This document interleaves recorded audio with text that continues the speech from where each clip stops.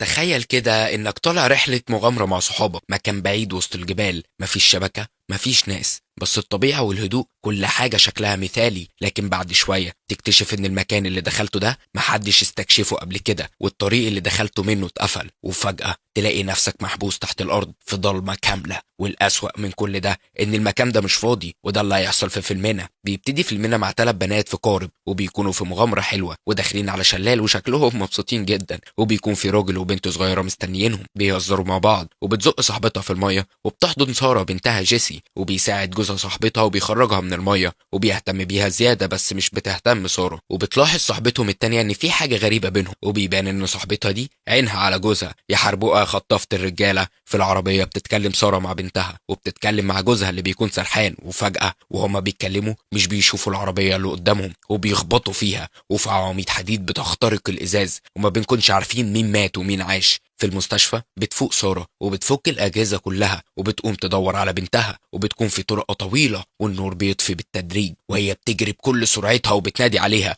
لحد ما بتحضنها واحدة وبتقول لها إنها ماتت. وبتنهار سارة وبتعيط عليها جونو. بعد الحادث سارة بتدخل في حالة اكتئاب شديدة، بتعيش فترة طويلة وهي مش قادرة تتخطى اللي حصل. بعد سنة بنروح لجبال في الولايات المتحدة الأمريكية. صحاباتها بيقرروا يعملوا رحلة جديدة، الفكرة منها انهم يخرجوا سارة شوية من الحالة النفسية اللي هي فيها. وفي العربية بيكونوا رايحين لمكان غريب، المكان هادي ومفيش ناس تقريبا. جونو بتكون قايلة لهم على المكان والرحلة. بيوصلوا عند بيت صغير وبيلاقوا جونو وبترحب بيهم، وبتطمن سارة ان كل حاجة هتكون كويسة. بتدخل سارة وبتسلم على باقي البنات وبيتكلموا سوا، وبتيجي بنوتة ما يعرفوهاش وبتسلم عليهم، بتبقى صاحبة جونو. انتي واللي تعرفيهم اغرب من بعض. وبيهزروا سوا عن صورهم القديمة، وبتفتكر جوزها وبتزعل. وبيعدي الوقت. بالليل 2 منهم بره وبيتكلموا عن كهف معين، وبتيجي جونو وبتقول لهم ان الكهف ده مرعب، وبيقضوا الليلة في الكلام. وبتخرج صاحبتهم وبيتريقوا عليها. بالليل سارة بتكون مش عارفة تنام، كلهم بيكونوا نايمين، وبتقوم تقف عند الشباك وبتشوف نفسها بتموت زي جوزها، وبتصحى مخضوضة وبنكتشف انها كانت بتحلم. الصبح جونو بتجري وبتروح تصحيهم كلهم وبتهزر معاهم وبتمشي، وسارة بتاخد دواء وبتقوم. بتتكلم جونو مع بيث اللي بتكون عاوزة تسوق بس هم مش عاوزين، وبتيجي سارة وبتاخد المفتاح وبتقول لهم انها هي اللي هتسوق، وبياخدوا صورة مع بعض، وهما ما يعرفوش ان دي اخر صورة ليهم مع بعض. كانوا لزاز والله. وبيبدأوا رحلتهم، سارة اللي بتسوق بكل جنون، وبيبان ان الدواء ده مأثر عليها. وبيوصلوا وبينزلوا من العربية وبيجهزوا نفسهم وبيكملوا رحلتهم مشي للكهف، وبيشوفوا غزال ميت وبيصوروه، وبيسألوا يا ترى ايه اللي عمل فيه كده، وبيكملوا مشيهم لحد ما بيوصلوا للكهف، وبيرموا الحبال وبيقسموا نفسهم وبينزلوا ورا بعض. وبيكون المكان شكله جميل قوي، وبيصوروه. وبتشوف سارة دم وبيخرج في وشها خفافيش كتير، وبتتخض وبتصوت. وبينزلوا في نفق ضيق، وبتكون جونو هي اللي في المقدمة دايما، وبيولعوا شعلات عشان يشوفوا وبيكملوا طريقهم. وبتحس سارة بحاجة غريبة فبتنزل تبص، وبتلاقي نفق صغير وبتخضها صاحبتها، وبيقعدوا ياكلوا ويشربوا. وبتعتذر لها جونو انها ما كانتش معاها بعد اللي حصل، وبتقول لها انهم موجودين دلوقتي عشانها، وبتسيبهم وبتمشي، وبتوصل للنفق اللي كانت عنده وبتناديهم وبيروحوا. وبتبدأ صاحباتهم تدخل النفق اللي بيكون ضيق جدا، وبتسمع سارة صوت وبتكمل طريقها. وبتتزنق سارة ومش بتعرف تعدي، وبترجع لها بيث وبتحاول تهديها، وبتعيط سارة وبتطمنها بيث وبتساعدها وبتشدها. وبتكتشف سارة انها نسيت الشنطة وبتحاول ترجع تجيبها، فبتبتدي الصخور اللي في النفق تقع، فبتشدها بيث وبتخرجها من النفق في اخر لحظة. الصخور بتقع وبتسد الممر بالكامل. الطريق اللي دخلوا منه الكهف اختفى، وبيحاولوا يصحوها وبتصحى وبيطمنوا على بعض. الكل بيقف مصدوم، ودلوقتي هما محبوسين تحت الارض وبيتكلموا مع بعض. والان مع المفاجأة الكبرى بيكتشفوا انهم مش في الكهف اللي جونو قالت عليه، وانهم في كهف مش عارفين هيخرجوا منه ازاي. وبيبدأوا يزعقوا بقى ويتخانقوا، وبيعرفوا ان مفيش حد جه هنا قبل كده. وبتقول جونو انها كانت عاوزاهم يعدوا بالتجربة دي سوا. وبتكون سارة مشغولة باستكشاف الكهف، وبتتخانق بيث مع جونو عشان اللي عملته، وبتتكلم معاهم انهم لازم يكملوا طريقهم. وبيكسروا نفق تاني وبيدخلوه، وبيكون اخره حفرة كبيرة ولازم ينطوا الناحية التانية. وبيسألوها هيعملوا ايه، وبتقول واحدة فيهم ان لازم حد ينط ويعمل لهم حبل. وبيسألوا عن شنطة الحبال اللي بتكون ضاعت في النفق اللي انهار، وبيكون الامل ضعيف، بس بتبدأ واحدة منهم تعدي وتعمل لهم الحبل، وبتكون متعلقة بدراع واحد، والباقي بيشجعوها وبتنجح انها تعمل الحبل ووهو، وبتوصل الناحية التانية. وبيعدي صحابها على الحبال، وبيكون باقي سارة وجونو وبيتكلموا مع بعض. وبتعدي جونو وبتلم كل الحبال والحاجة بتاعتهم، وفجأة بتقع وبيحاولوا ينقذوها وبيمسكوا الحبل في آخر لحظة، وبتتسلق وبتطلع ليهم، وبتكون صاحبتها اتعورت جامد. وبيكملوا في الأنفاق الضيقة مرة تانية. الدنيا بتكون ضلمة ومش شايفين حاجة، وبيشوفوا رسومات وبيقفوا يتأملوها، وبيعرفوا إن في مخرج تاني وبيدوروا عليه، وبيفتكروا إنهم لقوه. وبتجري واحدة منهم عليه وبتفتكر إنها شافت ضوء الشمس وبتجري ناحيته، وللأسف بتقع في حفرة، بس بتمسكها جونو في آخر لحظة وبتقع في الحفرة، وبينادوا عليها وبتكون لسه عايشة، بس رجلها بتكون اتكسرت، وبتصوت وبتعيط وبتلم عليها الدنيا، وبينقلوها بعيد عن المية وبيعملوا لها إسعافات. وبتسمع سارة صوت بنتها وبتروح وراه، وبتحاول صاحبتها تمنعها، لكن بينادوا عليها عشان تساعدهم. وبتلاقي خوذة شكلها غريب وبترد لها رجلها. وبتسمع سارة صوت المخلوق الغريب وبتشوفه، وبتيجي صاحبتها من وراها وبتقول لها، لكن مش بتصدقها. وبتقول لهم لكنهم مش بيصدقوا، وبيكملوا طريقهم في الكهف، وبيوصلوا في حتة مليانة مية وبيحاولوا يتسلقوا، لكنهم بيتصدموا بعظم كتير، وبيكون عظم حيوانات على عظم بني ادمين، وبيتوتروا وبيبدأوا يزعقوا، وبيظهر كائن غريب وراهم وبيصوتوا اكتر، وبيجروا وبيظهر واحد من وراهم. وفجأة لو وصلت لحد هنا قول لنا رأيك في الكومنتس، وجهز نفسك عشان اللي جاي اون فاير. بينط الوحش على صاحبتهم وبياكلها، وبتحاول جونو تنقذها بس مش بتعرف، وبيتفرقوا بعيد عن بعض. وبيجي واحد وبيحاول ياكل جونو اللي بتكون شجاعة وبتقتله، وبتيجي صاحبتها من وراها ومن كتر التوتر بتقتلها من غير ما تقصد، لكن بدل ما تنقذها بتمشي وتسيبها. وبيكون في 2 منهم بيحاولوا يخرجوا، بس على مين؟ في وحش فوقيهم وهياكلهم. وبتفوق سارة اللي بيكون مغمى عليها، وبتمسك الكاميرا وبتشوف عظم كتير جدا لبشر، وبتسمع صوت الوحوش فبتستخبى، وبعدها بتخرج بهدوء. وبيجي الوحش فبتستخبى تاني، وبتشوف جثة صاحبتها وهم بياكلوها، وباقي اصحابها بيكملوا طريقهم وبيتسلقوا مكان عشان الوحش ما ياكلهمش. وبيكون المنظر فظيع على سارة وبتكون هترجع، وبيسمعها الوحش وبيقرب جدا من الكاميرا، لكنه مش بيشوفها، وبتنادي جونو عليها فبتنقذها من غير ما تعرف. والله يا جونو مش عارف اقول لك ايه، مره تقتلي واحده من غير قصد، ومره تنقذي واحده، اما امرك عجيب. وبيعدي الوحش من جنب صحباتهم التانيين وما بيحسش بيهم، لانهم من خصائص الوحوش انه مش بيشوف لكنه بيسمع، وبيروح على الصوت. وبتحصل اكتر حركه غبيه في الكوكب، وساعة واحدة منهم بترن بصوت عالي، وبيرجع الوحش بسرعة عشان ياكلهم، بس بتتصرف بذكاء وبترمي الساعة بعيد عنهم. وبرضه بتقعد تنادي جونو بصوت عالي، فبيروح الوحش ناحيتها، وبتدور سرعة على أي حاجة تنفعها وسط العظم، وبتاخد سكينة وحاجات لحد ما بتلاقي جونو وحش في وشها، وبتروح وراه. وبنرجع لسارة اللي بتنجح إنها تولع نار، وبتكمل ريبيكا واختها في طريقهم، وبيطلع لها وحش وبتحاول تقتله لكنه بيلزقها في الحيطه. وبتيجي جونو وبتقتله في اخر لحظه، وبتقول لهم عن اللي ماتوا، وبتسال سام عن الوحوش دي، وبتبتدي تفحصهم وتقول لهم انهم شبه الخفافيش. وبتقول لهم جونو انهم بيخرجوا للسطح يجيبوا اكلهم، وبينزلوا تاني هنا، وانهم لو راحوا وراهم هيعرفوا يخرجوا، بس لازم يكونوا ساكتين. وبيسالوها احنا مستنيين ايه، وبتقول لهم انها مش هتخرج من غير ساره. وساره بتلاقي بيث وبتقول لها ما تثقش في جونو، وانها عملت فيها كده وسابتها. وبتاخد من ايديها سلسله وبتقول لها انها بتاعت جونو وانها من جوزها. وبتكتشف ساره ان صاحبتها كانت بتخونها مع جوزها. وبتسمع صوت الوحوش وبتطلب منها تقتلها، وفعلا بتقتلها. وبيهجم عليها وحش وبتنجح انها تقتله، وبيجي وحش تاني وبيصوت، وبتجري سارة وبتقع في بركة مية أو دم أيهما أقرب، وبتطلع وبيجي الوحش من وراها وبيهجم عليها، وبيتصارعوا بس بتنجح إنها تقتله. وبيجي واحد تاني وبيقف على دماغها حرفيا، وبيعدي من فوقيها وبتقتله سارة، وبتصوت بصوت عالي، وبيجروا أصحابها وبيصوتوا، وبيجي وحوش كتير قوي، وبتشوفهم جونو وبتقول لهم يجروا. وبتوصل واحدة منهم لمكان برضه مقسوم ولازم يوصلوا الناحية التانية، وبتبتدي تمهد السقف ليهم، بس بيجي وحش وبيقتلها وهي متعلقة في السقف. وبيجي التاني وبيشد صاحبتها وبيقتلها، وبتنط جونو في المية، وبتلاقي وحش تحت المية وبتقتله، وبتتسلق لفوق وبتلاقي سارة في وشها، وبتسألها عن الباقي وعن بيث، وبتقول لها انها ماتت، وبتسألها لو شافتها بعينيها وبترد وبتكون مش مصدقاها. وبيكملوا رحلتهم سوا، وبيوصلوا المكان فيه وحوش كتير، وبيهجم واحد على جونو وبيحاول يقتلها، والتاني بيتمكن من سارة وبتدور عركة، وبينجحوا انهم يقتلوهم، وكل ما يخلصوا على واحد يجي التاني لحد ما بيخلصوا عليهم كلهم. وبتوري سارة السلسلة لجونو، فبتعرف انها عرفت الحقيقة، وبتضربها في رجليها وبتصوت جونو، وبتكون مصدومة وبتسيبها وبتمشي، وبتطلع جونو السلاح من رجلها وبتلف عشان تضرب الوحوش اللي بيكونوا كتير، وبتحاول تصارع كل دول عشان تعيش. وبدل ما تنقذها سارة بتسيبها تموت، وبتحاول تخرج لكنها بتقع لحد ما بتشوف ضوء الشمس، وبتتسلق عشان تخرج، وفعلا بتوصل للسطح، وبتتنفس بصعوبة، وبتخرج تكمل جري في الغابة لحد ما بتوصل للعربية وبتدورها وبتمشي، وبتكون بتسوق بسرعة جنونية، وبتخرج على الطريق وبتقف بالعربية وبتنهار، وبتيجي عربية من جنبها وبتعمل صوت عالي قوي وبتفتح الشباك وبترجع، وبتبص جنبها بتلاقي واحدة من صحابها اللي ماتوا وبتصوت وبتفتح عينيها، وبنكتشف انها لسه واقعة في الكهف وكل ده كان حلم وانها كان مغمى عليها. وبتقوم بالراحة وبتسمع صوت بنتها وبتشوفها قدامها بتضحك لها، وبتكون لسه في الكهف محبوسة في الضلمة والوحوش لسه حواليها. بنشوف راجل سايق عربية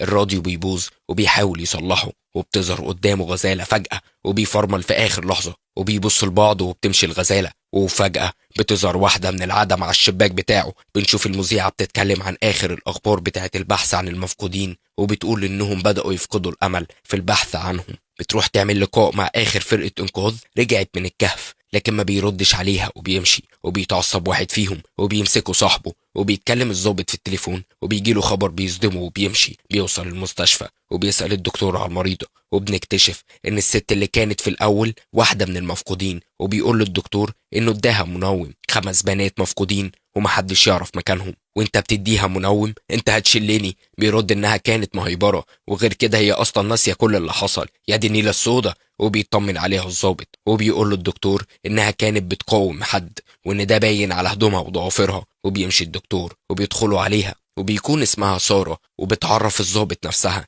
جينا من قسم الشرطة. طمنيني عليكي، انا فين؟ انتي في امان في المستشفى، بقالنا يومين بندور عليكي انتي وصحابك، رحتوا في بعثة للكهوف ومحدش فيكوا رجع. بتستغرب سارة وبتكمل جينا تقدري تقولي لنا اللي حصل؟ انا مش فاكرة حاجة، صحابك لسه مفقودين وعايزينك تساعدينا عشان نلاقيهم. وبتوريها صورة صحابها. سارة بتسألها عن صاحبتها وايه اللي حصل، وبيمسك القائد السلسلة وبيبص عليها وبتكمل فين جيسي، وبنعرف انها بنتها اللي بتكون ماتت من سنة، وبيبان انها متلخبطة ومش فاكرة اي حاجة. وبتقول لها جينا انها ماتت، وبعدين بتقول لا وبتتعصب، فبيسيبوها وبيمشوا وبتعيط. وبتكون الشرطة بتدور على أي حاجة توصلهم ليهم، وبيروح عند مكان مقفول بخشب وبيقول للكلب يدخل يدور على أي حاجة، ويستنوا بره وبيتكلموا مع بعض.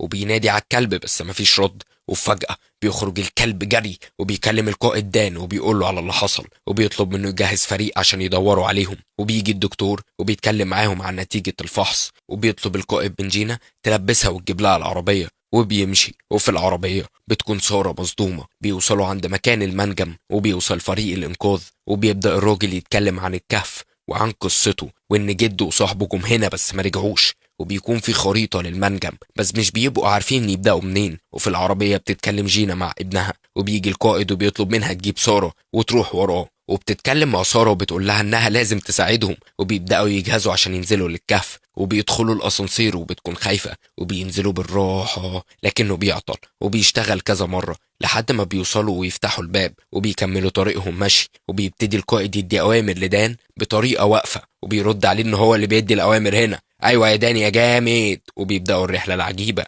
وبيكون المنجم متهالك اصلا تحسه هيقع فوق دماغهم، وبينزلوا من فتحة ضيقة جدا وبيكملوا طريقهم، بس الأعمدة بتطلع صوت وكأنها هتنهار، وبيلاقوا باب مكتوب عليه خطر وبيكسروه وبيدخلوا. يعني مكتوب خطر وبتدخلوا برضو؟ يلعوا على البني آدم. وبيحذرهم انهم يلمسوا اي حاجة لان ممكن المكان ينهار. بتمشي سارة وبيبان انها افتكرت حاجة وبتشوف مخلوق غريب فبتصوت، وبيروحوا لها وبتكون بيتهيأ لها، وبيدخلوا كهف تاني وبيسألوها لو افتكرت اي حاجة، وبيفحصوا الصوت في كل الطرق لحد ما بتسمع صوت بتقول لهم انها سمعت صوت. فبيدخلوا وبيلاقوا جثة وبيكون شكلها مرعب، وبيتخانقوا مع بعض. وبيكمل واحد من الفريق المشي في طريق ضيق، وبتحذرهم سارة ان هيتم مهاجمتهم وانها مش هتدخل الطريق ده. وبتدخل جينا وسارة، وبيفضل دان بره، وبتفتكر سارة اللي حصل، وبيطلب منها القائد انها تمشي فبتضربه، وبتدخل تضرب جينا واللي معاها وبتجري، مش بيعرفوا جريت منين. وبيروح القائد وراها، وبيجي دان وبيقول لهم انهم لازم يفضلوا سوا. بيجري وراهم سارة اللي بتجري وبيكون شكلها عارفة هي رايحة فين. وبيوصل الفريق لحتة فيها صخور من اقل حركة ممكن تقع عليهم، وبنشوف القائد بيدور عليها وبتكون استخبت،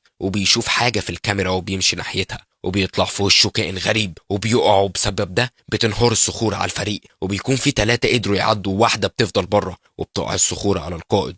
وبنشوف البنت اللي بره والصخور محوطاها من كل حتة، وبيحاول دان يتواصل معاها وبيطمنها انه هيخرجها، وبيحاول يشيل الصخور وبيكون متعصب وعاوز يخرجها بأي طريقة بس بيفشل. وبتهديه جينا وبيتكلم مع البنت وبيسألها لو هتعرف تخرج من عندها، وبيقول لها انه هيلاقي طريقة تانية يخرجها بيها. بترد عليه انا خايفة، انا كمان خايف عليكي، بس اوعدك اني اخرجك. انا عارفة ده. وبيقول لها تعمل اي حاجة لحد ما يرجع لها، وبتعيط بس بتبين انها كويسة عشان ما يقلقوش، وبتنهار بعد ما بيمشوا. وبيقوم القائد وبيكمل مشي. بنرجع لسارة اللي بتشرب مية وبتغسل وشها وبتكمل طريقها في الكهف. وبتحس البنت اللي من فريق الإنقاذ بحركة، وبيفصل الكشاف وبتشغله، وبيكون في كائن غريب معدي من جنبها. وبيكمل الفريق مشي وبيلاقي عظم حيوانات، وبينوروا المكان وبيلاقوا كاميرا وسلسلة، وبيشوفوا فيديوز لليوم اللي قبل الحادثة. وبتكون سارة مستخبية منهم ورا صخرة كبيرة، وبيشوفوا فيديو للكائن الغريب ده وبيتخضوا، وبيلاقوه جنبهم فبيتفرقوا وبيجري كل واحد في حتة. وبيظهر الكائن جنب سارة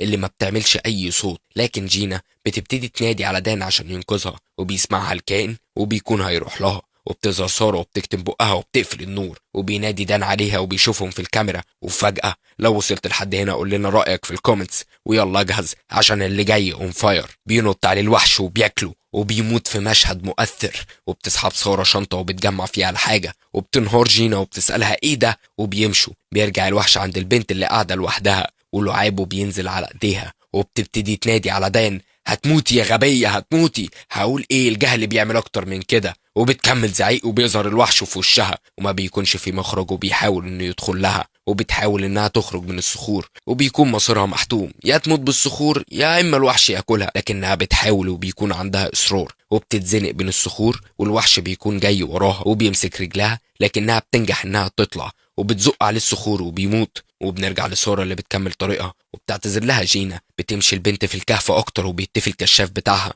وبتلاقي الولد اللي معاها في الفريق وبتتخض، وبيحضنها وبيحذرها انها تطلع اي صوت. والقائد بيكمل طريقه وبيكون الوحش وراه، وبتقع جثة دان عليه. وبيكمل فريق الانقاذ في طريقهم اللي بيكون مسدود، وبيضطروا يتسلقوا عشان ينقذوا نفسهم. وبيعدي الوحش من تحتهم وبيكونوا هيقعوا. وفجأة بيتكلم القائد في اللاسلكي وبيفضح مكانهم للوحش. يلا الله يرحمهم كانوا طيبين. وبيحاولوا يتسلقوا اكتر وبيرموا جهاز اللاسلكي للوحش، وبيقول لها الولد ان دان مات، وبتنهار وبتضربه. وبيكملوا طريقهم وبيلاقوا جثة متعلقة في السقف، وبيقرروا ينطوا للناحية التانية، وبتستخدم الجثة عشان توصل. بس فجأة بينط الوحش على جريج، وبيجي واحد تاني وبينط على البنت اللي بتكون متعلقة في الجثة. وبينجح الوحش انه يعض جريج، وبيطلع جريج المنشار وبيقتله. وبينط على الوحش التاني وبيضحي بنفسه عشان ينقذ البنت اللي بتعافر عشان توصل، وبتنجح في ده. وبتصوت وبتنادي عليه اسكتي هياكلوكي يا غبية. وفعلا بيجي الوحش وبياكلها. وبنرجع لسارة اللي بتكمل طريقها هي وجينا،